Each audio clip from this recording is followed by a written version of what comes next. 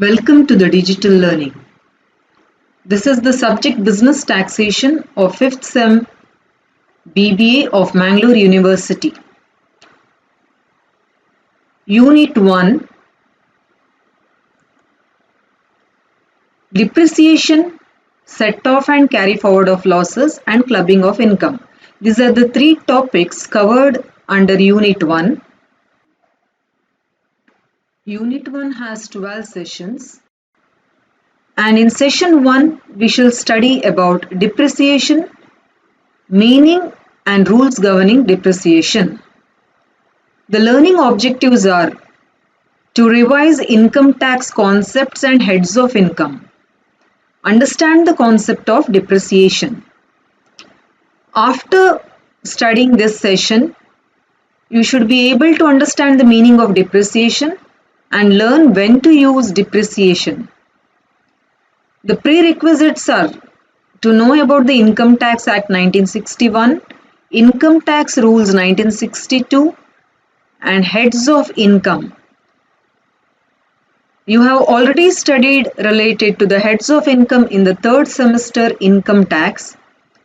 We have 5 heads of income: income from salaries, income from house property, profits and gains from business or profession, capital gains, and income from other sources. The role of depreciation comes under the third head, that is profits and gains from business or profession. Business includes any trade, commerce or manufacture, income from speculative business, etc. Profession means the activities of earning livelihood which require intellectual skill or manual skill. Profit and gains of business or profession include revenue profits, income from specific services, income from speculative business. Computation of profit, that is taxable profit, is determined by deducting admissible expenses from the gross receipts or gross income of business or profession, and deductions are expressly allowed under section 30 to 37, and one of them is the depreciation, which is charged as a deduction. We study depreciation under section 32 of the Income Tax Act. The meaning of depreciation is the decrease in the value of asset due to the wear and tear and use in the business over a period of time. The cost of asset is spread over its anticipated life.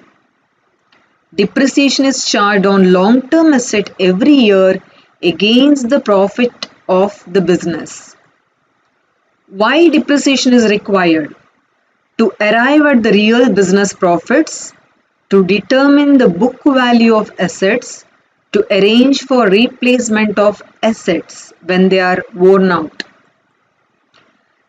The assets which are eligible for depreciation, we can categorize them into 2: tangible assets which can be touched and seen, intangible assets. Tangible assets like building, machinery or plant, furniture, which you can see in this picture. Due to the use for many years, it gets deteriorated, it gets worn out. There may be a requirement of replacing the building, the machinery, or renovation of the building. So that gives rise to the depreciation of the asset. Intangible assets like know-how, patents, copyrights, trademarks, license, franchises, and other commercial rights. These are the assets which are not eligible for depreciation, like investments and goodwill. They don't qualify for depreciation allowance. The conditions for allowance of depreciation: the asset must be wholly or partly owned by the assessee. It should be used for the purpose of the assessee's business or profession. An assessee cannot claim depreciation on assets used for personal use. Important points in depreciation. Depreciation is allowed only on capital assets. The asset must be owned by the assessee. assets acquired and put to use during the previous year. If it is not used for more than 180 days, only 50% depreciation is allowed. No depreciation in the year of sale of asset. If during the year if that asset is sold, that asset doesn't get depreciation. Claim of depreciation is mandatory. The amount of depreciation shall be deducted in computing income whether or not the assessee has claimed the deduction in respect of depreciation. Methods of depreciation. Only undertakings engaged in generation and distribution of power, depreciation may be claimed in straight line method, and all other cases depreciation is on block of assets at the prescribed rates on the written down value of such block of assets.